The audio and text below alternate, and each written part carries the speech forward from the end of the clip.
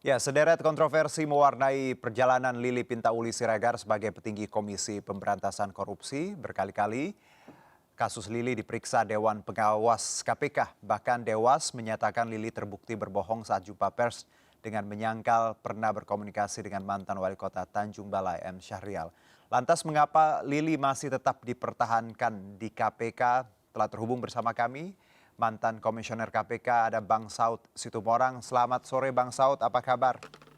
Kabar baik, selamat sore Indonesia, selamat sore MNC Sehat yang ya Bang ya? ya, Sudah tahu bahasan kita ya? yap. Sudah berkali-kali pasti Bang Saud membahas ini di berbagai media, tapi kali ini kita coba bahas lagi sedikit Bang.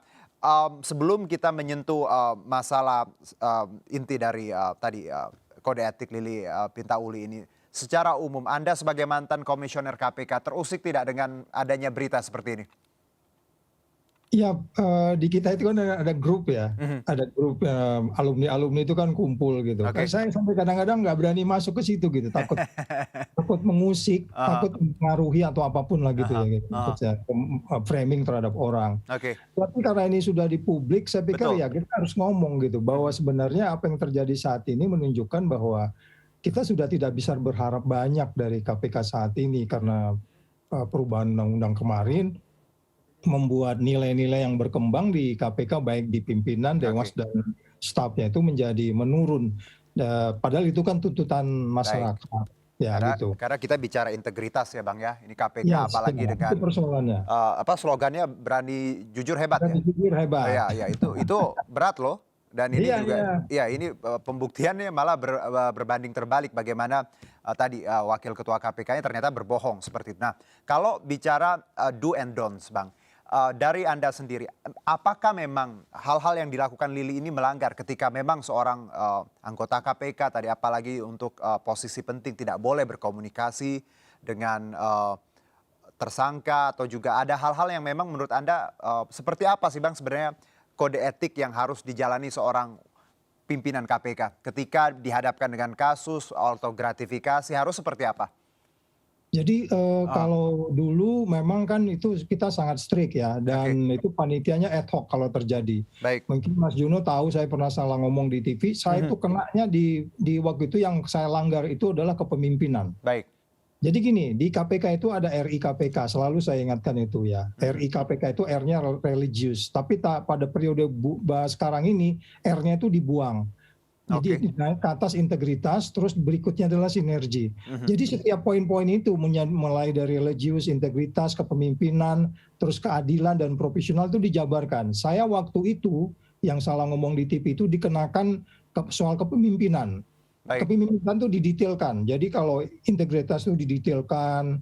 Jadi kalau kita bicara integritas, sinergi, kemudian Mhm, profesionalitas, keadilan itu udah dilanggar oleh yang bersangkutan, oleh Ibu LPS ini. oke. Karena waktu yang saya katakan salah ngomong di TV itu saya karena kepemimpinan. Dia bilang di situ poin harus jadi contoh. Saya dikatakan tidak jadi contoh dan saya dikasih sanksi ringan waktu itu memang Mhm, karena salah ngomong di TV. Sekarang orang sudah berhubungan, itu pidana, itu nggak boleh. oke. Pasal 36 dan 65 Undang-Undang KPK itu Mhm, tidak boleh berhubungan, itu pidana 5 tahun. mhm, Dan itu dianggap angin lalu begitu saja oleh Dewas. oke. Bahkan kebohongan yang dilakukan sebagai pejabat publik, KPK itu padahal tetap dalam putusan MK itu dia harus bertanggung jawab ke publik.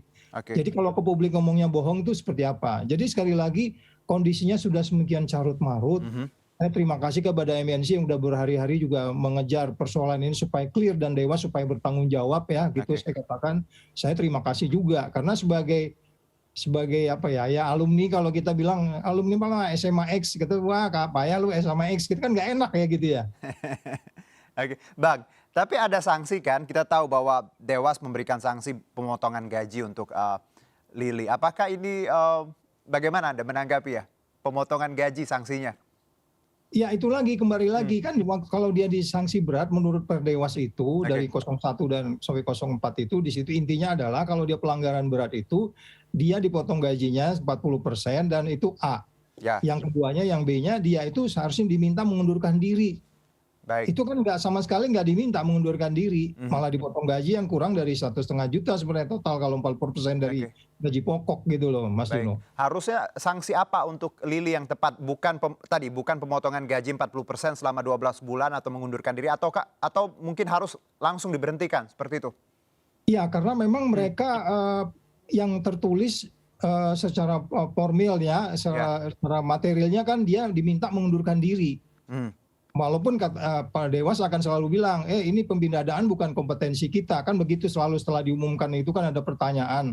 Bahwa dia melanggar pasal 36 Undang-Undang KPK dan di pasal 65 dijelaskan harus pidana. Ini bukan urusannya, bukan kompetensinya mereka. Mereka selalu Oke. bilang begitu. Tetapi makanya saya katakan logika hukum, nalar hukum kita, ya analis hukum kita kan sangat sederhana. Ya ada orang yang jahat di rumah saya, terus kayak diam-diam cuman saya potong gaji aja, terus kemudian sebenarnya itu rupanya bukan delik aduan gitu ya kan. Jadi sekali lagi Oke. ini menjadi sebuah penegasan sebenarnya yang bersangkutan ya sudahlah keluarlah itu, dan kita sudah dibahas di Ya. laporan Deplu Amerika itu kan malu ya. Ya, ini juga jadi perhatian karena kalau kita laporan Deplu Amerika ini membandingkan bagaimana kesalahan Lili dengan tes TWK ya Bang ya. Ini Ya. sangat ironis bagaimana 70 orang ya dibandingkan dengan satu orang dengan kesalahan yang cukup fatal. Dan ini jadi sorotan dunia. Anda juga menyoroti atau concern soal bagaimana laporan Deplu ini? Iya, jadi kan Oh. kenapa kita kok orang luar campur-campur tangan kesannya begitu ya. Sampai Terus begitu kenapa ya? di masa lalu, iya, karena di masa Ya. lalu kenapa juga ada yang namanya panitia ad hoc, yang saya bilang saya salah dulu itu panitia ad hoc, orang dari luar semua itu meriksa saya. Bukan orang dalamnya satu, kalau nggak salah Pak Alex waktu itu. Oke. Jadi maksud saya adalah inilah yang dimaksud dengan dalam manajemen modern itu transparansi. Kalau Anda sudah transparan, Anda harus mau di check and balance. Anda di Ya. check and balance oleh luar gitu ya.